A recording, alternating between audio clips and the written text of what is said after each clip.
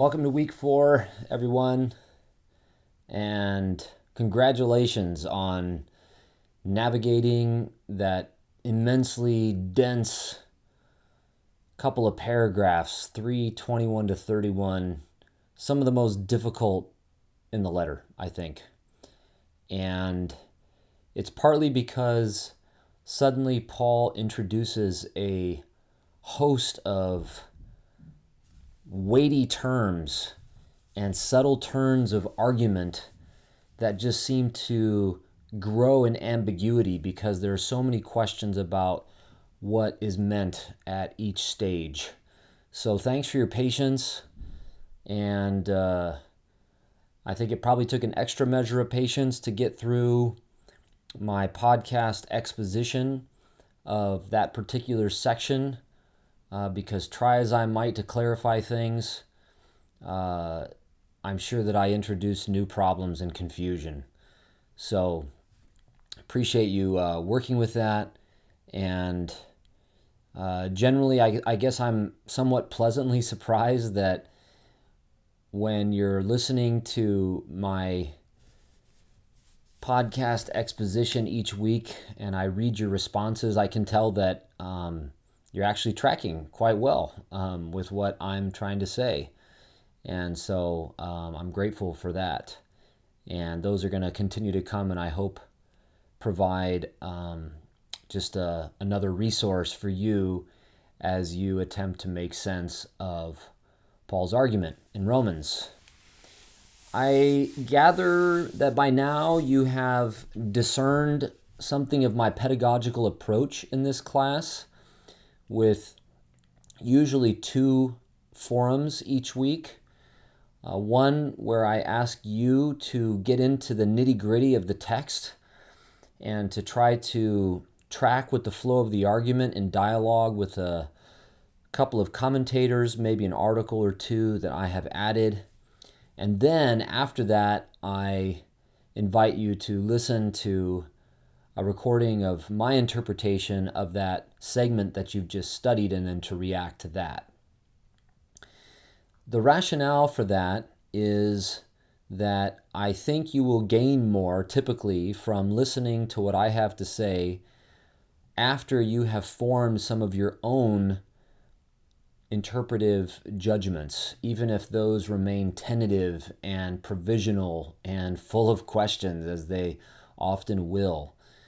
Of course, I don't mind if you jump ahead and listen to my recording before you respond in the first response forum each week.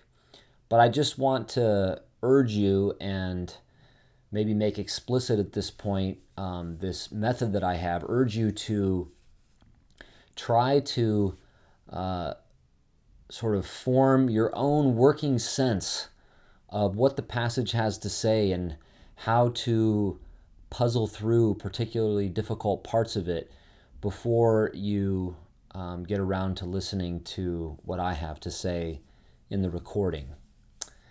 That, I think, will help you because it will enable you to hear things in what I have to say that you did not hear in your own study, to ask questions perhaps that you didn't know to ask, and also to hear differences that just maybe reveal a disagreement between us, which is totally appropriate, and or at least a need for qualification or nuancing or further clarification of what I have to say. So I think that you'll be able to have a little bit more of a critical edge, you might say, on my own interpretation of the passage if you have formed some of your own tentative judgments before listening to it. As you probably know by this point, many of you have taken many classes at Fuller. If you study a passage of the Bible and you don't spend very much time with it yourself, and then you just jump into, say, one commentary or to listen to my interpretation, it becomes hard to hear the passage to say anything other than what you read the scholar to say or hear the professor to say. Whereas I think if you work with the text some yourself first and then listen to what I have to say, you'll be able to kind of hear some of the particulars of my own presentation and perhaps capture how they apply some pressure to your working understanding of the passage. And I think that's what leads to some fruitful interaction between us and among you in the discussion to follow. So that's kind of what I'm up to with the structure of the class so far in terms of its weekly rhythm. We have a new kind of opportunity this next week that I mentioned last week and is now going to be available to you in this week 4. And that is a video conference that would be part of your discussion during the week. Let me try to explain briefly sort of how this is going to work and hopefully encourage you to avail yourself of this opportunity. First of all, let me say that a video conference is not going to be required of everybody. This is meant to be an option rather than something that you feel obligated to do. So if you prefer to continue engaging as we have been in writing primarily in our discussions, then that is perfectly fine, and we will continue in that way. But if you would like to be in a sort of live conversation with some other students and with me for the material of the week, then that's what this will give you an opportunity to do. Now, in order to do this, our discussion groups are going to be such that you have to opt into them. You have to choose the discussion group that you're going to join for the week. And you'll see in the summary of the work for the week, just below this intro video, another link to a video giving you specific instructions for how to join a discussion group for the week. The way it's going to work is you'll find that this next week, 2 of the possible groups that you can join, 2 of the 5 possible groups, are video conference groups. And those 2 video conference groups' names are the day and time at which those video conferences will be held. And that will enable you to just see at a glance if that is something that will work for you in your schedule, if it is the case that you want to try a video conference group. So the video that I've recorded, the instructional video to show you how to join a group, will give you the steps to do this. But just so you know, that is the idea, to enable you to join a video conference group if you want to. If you do join a video conference group this next week, what that will mean is that you will do the work of Response Forum 1, as you have been to this point, submitting a written response. But then for the work of Response Forum 2, reacting to my podcast, exposition of the text and whatnot, you will offer your response to that forum prompt in the video conference group. You won't be in the video conference itself. You won't be required to submit a written response for that second response forum in the week, nor will you be required to comment on others' contributions to the discussion, since you'll be able to do that verbally in our video conference.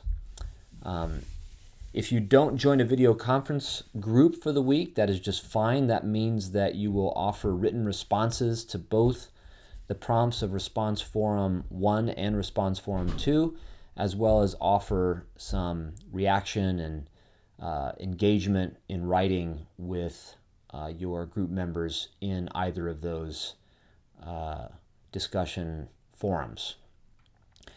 So hopefully that makes sense in terms of how we're going to roll this week, and I look forward to seeing some of you in a video conference where we'll be able to see one another's faces, hear one another's voices, and have some more kind of spontaneous conversation on the material of the week. And when you join a video conference group, if you do, you'll get further instructions from me for how our 1 hour video conference itself will unfold and how to connect to that and so on. Also want to call your attention this week to some material that I am making available to you on your first formal assignment in this class, an interpretive working paper. So you will find an assignment guide for that, as well as a link to sample papers that have been submitted in the past that have been good exemplars of what the assignment asks of you. And we're still several weeks from when you will be submitting your first draft of this assignment. But at this stage, I wanted to not only alert you to that coming a few weeks down the road, but also get you to start thinking about that assignment, how you might approach it, and whatnot. There's a list of passages from which to choose for your study that you're going to do in that working paper. That's in the syllabus. But that, I think, is something I'd like for you to just start thinking about this week and beginning to see perhaps how what we have been doing so far in the class, in the forum discussions, has been designed to cultivate the sort of skill that that assignment is then going to ask you to exercise and to demonstrate.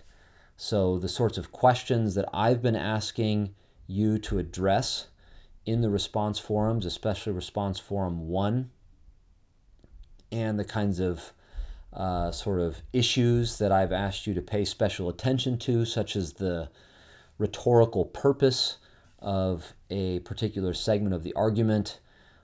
These are the kinds of concerns that the working paper that you will do will be addressing. And so our work to this point in the class and in the next couple weeks is designed to help you be prepared for that assignment so that when you sit down to actually do it, you have a good sense of what you're expected to do and have the skill to be able to do it reasonably well.